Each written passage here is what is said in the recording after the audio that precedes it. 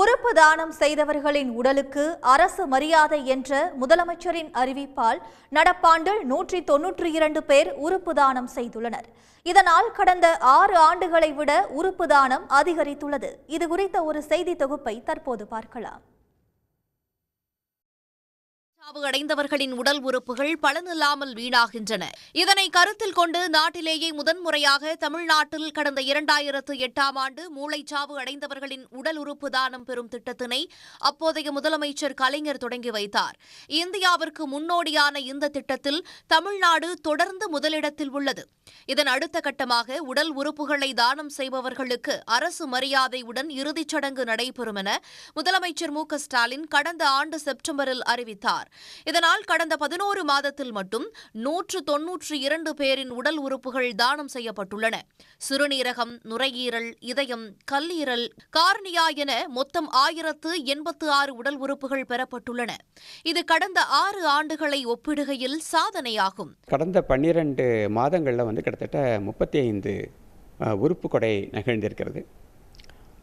அதே மாதிரி அந்த பெறப்பட்ட சிறுநீரகங்களை உபயோகப்படுத்துவதில் 2 கல்லூரிகள் முதன்மையில் இருக்குது. மதுரை மருத்துவக் கல்லூரி, ராஜாஜி மருத்துவமனையும், சென்னை மருத்துவக் கல்லூரி, ராஜீவ்காந்தி அரசு பொது மருத்துவமனையும் மிக அதிக அளவில் மாற்று சிறுநீரக அறுவை சிகிச்சை செஞ்சிட்ருக்காங்க. கல்லீரல் அறுவை சிகிச்சை டிரான்ஸ்பிளான்டேஷன், லிவர் டிரான்ஸ்பிளான்டேஷன் 2 அரசு மருத்துவக் கல்லூரிகள் நடந்துகிட்ருக்கு. ஒன்று ஸ்டான்லி மருத்துவமனையும், சென்னை மருத்துவக் கல்லூரி, ராஜீவ்காந்தி அரசு பொது மருத்துவமனையிலும் மிக வெற்றிகரமாக அந்த லிவர் டிரான்ஸ்பிளான்ட்டும் நடந்துகிட்ருக்கு. தனியார் மருத்துவமனைகளை விட அரசு மருத்துவமனைகளில் அதிகமாக 176 சிறுநீரக மாற்று அறுவை சிகிச்சைகள் செய்யப்பட்டுள்ளன.